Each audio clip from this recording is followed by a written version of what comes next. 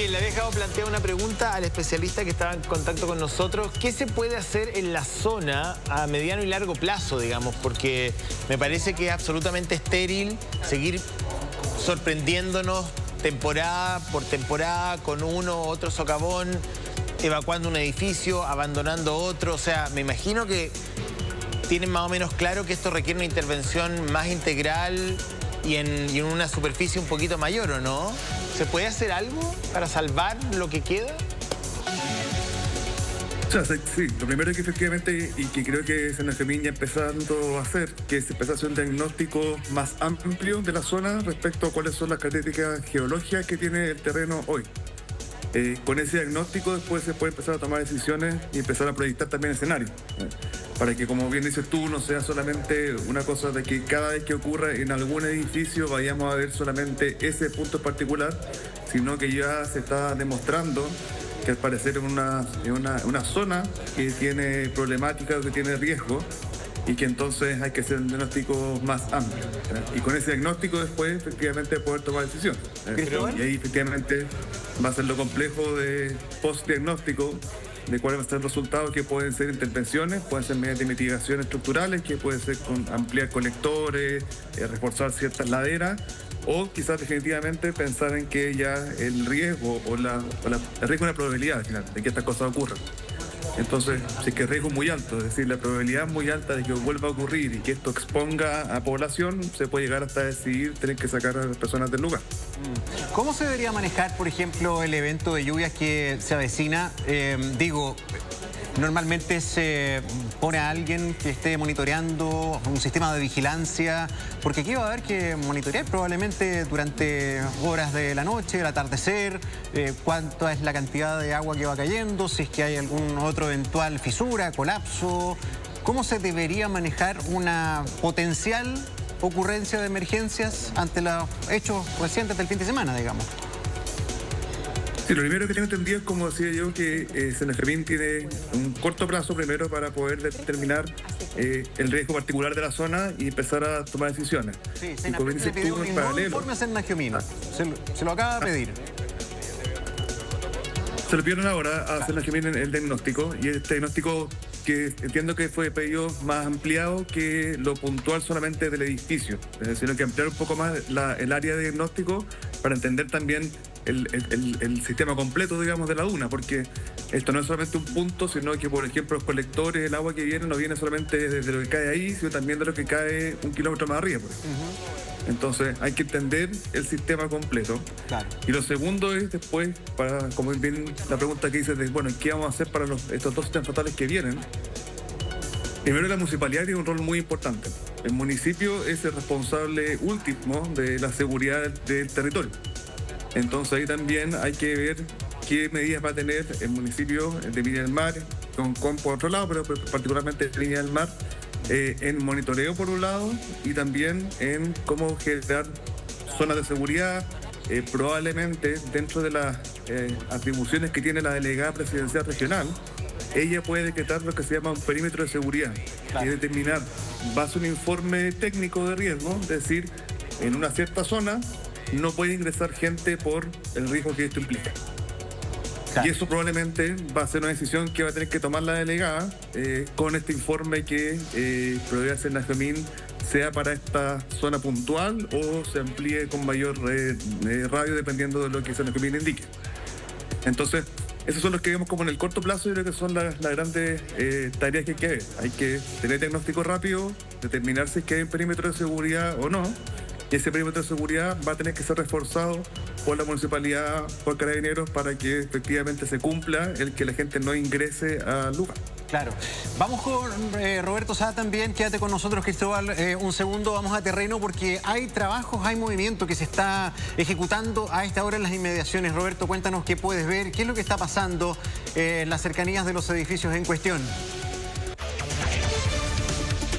Sí, Gonzalo, nosotros estamos acá a la altura de la playa de la orilla, acá en Concón, Reñaca.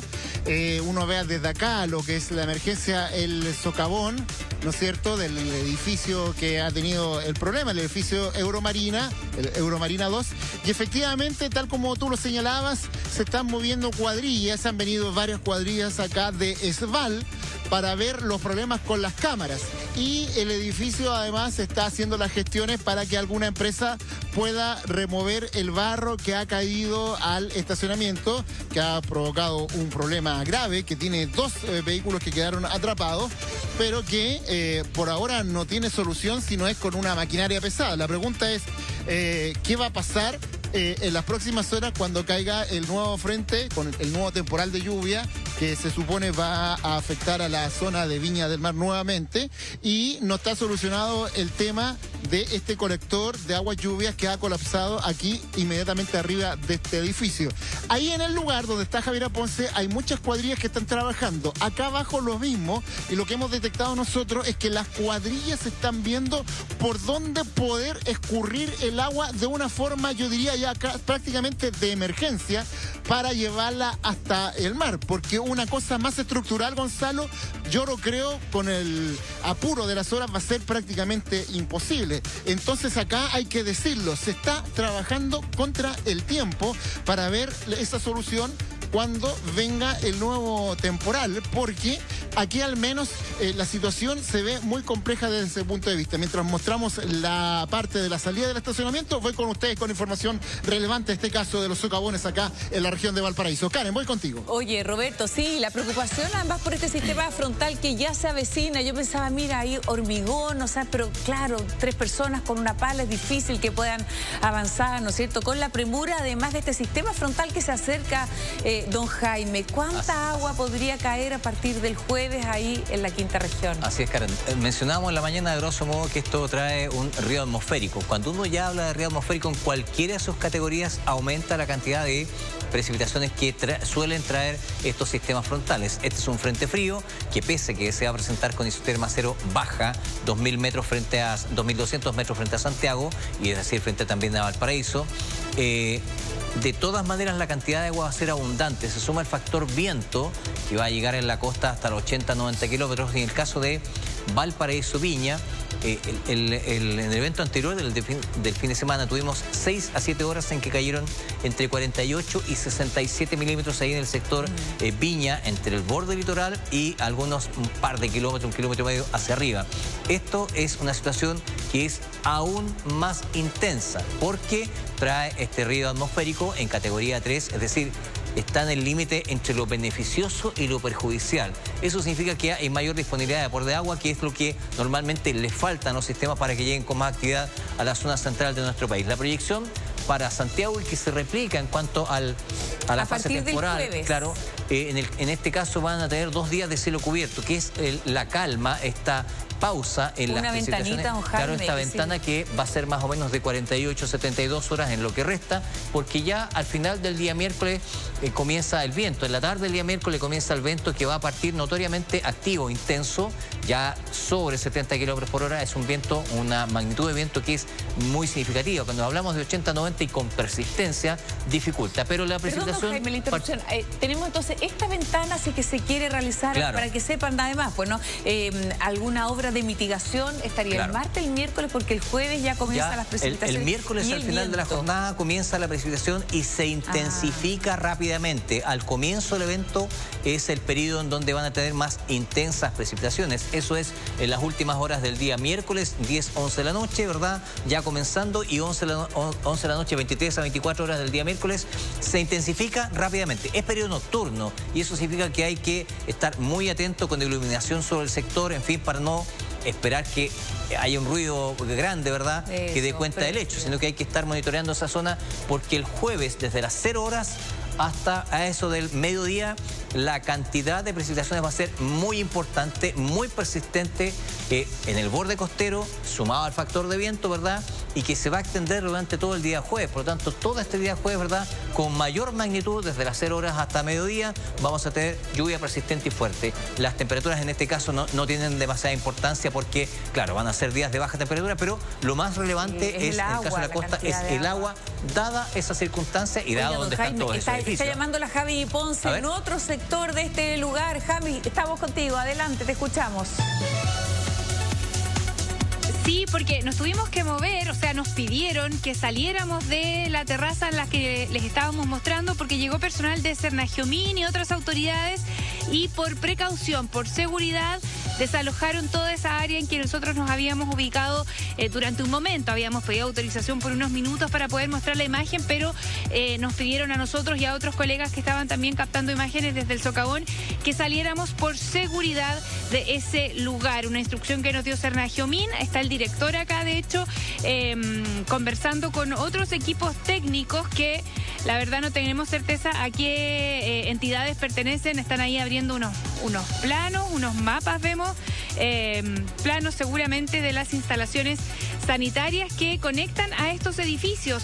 Eso es importante además porque recién fuera de cámara nos comentaba una vecina de un edificio un edificio contiguo al Euromarina, lo que ellos están preocupados de que este bypass que se está haciendo vaya a parar a la cámara de ese edificio y finalmente también pueda colapsar el jueves cuando llueva. Es decir, que por solucionar esto, por hacer esta especie de parche, por decirlo entre comillas, vaya a generarse un sobrecargo en las otras cámaras de desagüe que hay en este sector y que eso termine pasando la cuenta y se genere otra situación de emergencia en los otros edificios. Todo eso es parte de las dudas que tiene la gente. El director de Cernagiomín está en una especie de reunión ahí ahora técnica con otros organismos. Está SVAL, que están a cargo de las obras de este colector provisorio, pero después de eso nos dijo podía conversar con nosotros para darnos más antecedentes de qué es lo que va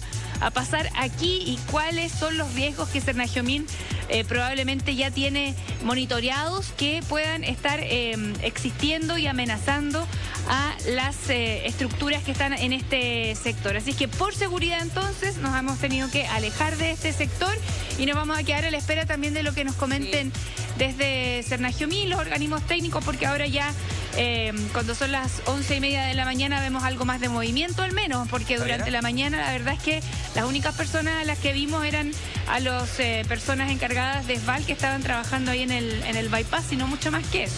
Javiera, la precaución. Sí, le quería preguntar si acaso hay un indicio del personal que está haciendo la evaluación en terreno de lo que está debajo de ese pavimento, en esa calle que tiene mucha pendiente, si es que hay algún indicio del estado del soporte de ese pavimento, ¿verdad? Porque se veían ahí algunas grietas. ¿Hay algún indicio al respecto de esa calle en particular? Mira, hace un rato andaba también acá un académico que había venido a hacer algunas fotografías y mediciones también y nos comentaba sobre estas grietas que se ven en el pavimento, algunas que están por este sector, que son las que se aprecian en el suelo y también en algunas otras partes más hacia arriba. Desde aquí quizás se ve un poquito mejor, Fernando. Desde aquí hacia arriba hay grietas en el pavimento que a juicio de algunos expertos podrían dar cuenta de que esto tiene una afectación también un poco mayor, ¿no? Sí. Pensando en el soporte de lo que hay debajo de donde nosotros estamos ahora. Oye, preguntémosle a un experto. Está con nosotros Cristóbal Mena. Estuvimos conversando hace unos segundos con él. Cristóbal, ¿de qué te hablan estas grietas? Aquí don Jaime preguntaba por lo que hay abajo. Mira, uno lo que teme cuando ve este tipo de imágenes como un poco en el efecto dominó, ¿no? Claro. Que vaya a afectar. La afectación se produzca desde el edificio de más arriba, las estructuras de más arriba, hasta llegar finalmente al plano. ¿Es riesgoso esto que mostraba Javier recién ahí en imagen, estas grietas, Cristóbal? Es justamente lo que hablábamos delante, cuando este es un sistema. Esto no es solamente algo que está puntual en un lugar. Claro. De hecho, probablemente, como digo, la afectación que tiene se va comunicando. Esto es un campo dunar, acuérdense, pues hablamos nosotros de que es un espacio que era una duna gigante y que se había estado habitando. Y obviamente esto tiene interacciones. Entonces, obviamente lo que pasa en un punto también va a afectar al otro, como también decía en el tema de los colectores. Si cerramos un colector, la carga que tienen los otros colectores, porque el sistema de colectores se va a aumentar. Sí. Sí, que también el suelo, por ejemplo, también es muy importante que un pronóstico. Tenemos un suelo que ya está saturado de agua. Entonces también es un suelo que ya, el suelo es una esponja, para que lo pensemos en sencillo, y esa esponja obviamente aguanta una cierta cantidad de agua. Claro.